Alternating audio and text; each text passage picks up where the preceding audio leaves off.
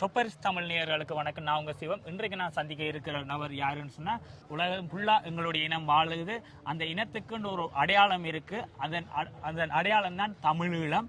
அந்த தமிழீழத்திற்காக ஒரு அணியை உருவாக்கி தமிழீழ பெண்கள் உதைபந்தாட்ட அணி என்ற இதில் இன்றைக்கு நீங்கள் 1 மாதத்துக்கு முன்னுக்கு சந்திச்சிருப்பீர்கள். இன்றைக்கு நோர்வேயில் போய் அந்த அணி 16 நாடுகள் கொண்ட நாடுகளோட மோதி அந்த அணி வெற்றி பெற்றது. அந்த அணியின் தமிழீழ அணியின் பயிற்சியாளரும் ஆன தீவன் அண்ணாவை சந்திக்கிறேன். தீவன் அண்ணா வணக்கம். வணக்கம். வணக்கம்.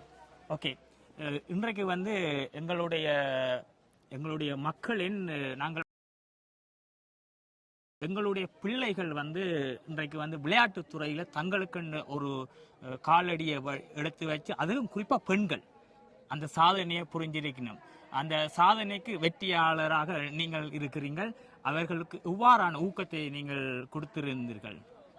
அந்த வெற்றிக்கு நீங்கள் எவ்வாறான ஊக்கத்தை நீங்கள் அவர்களுக்கு கொடுத்திருந்தீர்கள்? அதாவது உதைப்பந்தாட்டம்ன்றது ஒரு விளையாட்டு.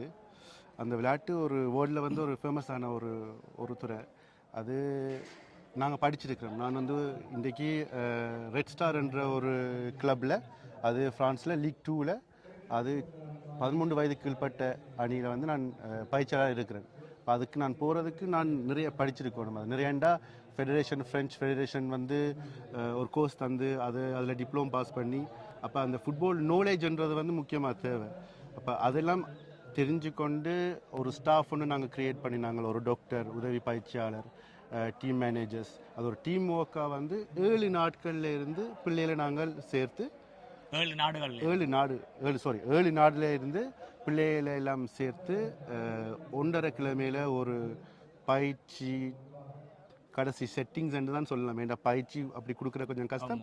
ஆனால் அந்த அவையில் சீசன் ஃபுல்லாக விளையாடின பிள்ளைகளாக இருந்தது. அப்போ நாங்கள் கேட்குற விஷயங்கள் அவையில் மேக்சிமம் அவையில் கொடுத்து நாங்கள் இறுதி கட்டம் வரை போய் விளையாடி ஒரு தமிழாக்களுக்கு நாங்கள் ஒரு பெருமையான தமிழாக்கள் என்றில் இன்றைக்கு ஒட்டுமொத்த சர்வதேசத்தும் எங்களுடைய தமிழீழ பெண்கள் அணியைத்தான் தலைநிமிந்து பார்த்தது சென்ற வாரங்களில். அதுக்கு வெற்றிக்கு நீங்கள் அதாவது அடுத்த விஜய் என்று சொல்லலாம். என்ன சொன்ன பிகில் படத்தில் விஜய் எவ்வாறு பெண்கள் அணியை முன்னின்று செயற்படுத்தினாரோ அதே மாதிரி உங்களுடைய அணியை நீங்கள் செயற்படுத்தி இருக்கிறீங்க. அதை விட இப்போ நீங்கள் ஒரு அணியை தெரிவு செய்கிறீங்க. வெற்றிக்கு பின்னுக்கு தான் வாழ்த்துக்கள் உங்களுக்கு வரும். ஆனால் வெற்றிக்கு முதல் நிறைய கஷ்டங்களை, நிறைய தடைகளை நீங்கள் தாண்டி வந்திருப்பீர்கள். எவ்வாறான தடைகள் உங்களுக்கு காணப்பட்டது? 22 பிள்ளைகள், 22 பிள்ளைகளை நாங்கள் பெஸ்ட் 11 பிள்ளைகளை நாங்கள் ரக்கணும் ஃபீல்டில்.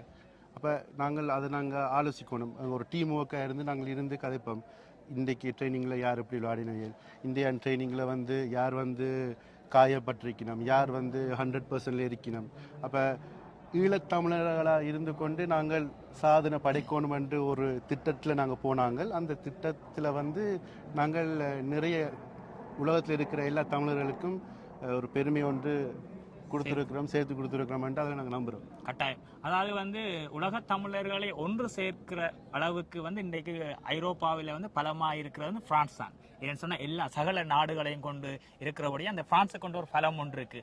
அந்த பலமான நாட்டில் நீங்கள் ஒரு பலமான அணியை தெரிவு செய்து இந்த சர்வதேசத்துக்கு எங்களுடைய தமிழீழ மக்களுக்கும் ஒரு நல்ல ஒரு வெற்றியை தேடி தந்திருக்கிறீர்கள்.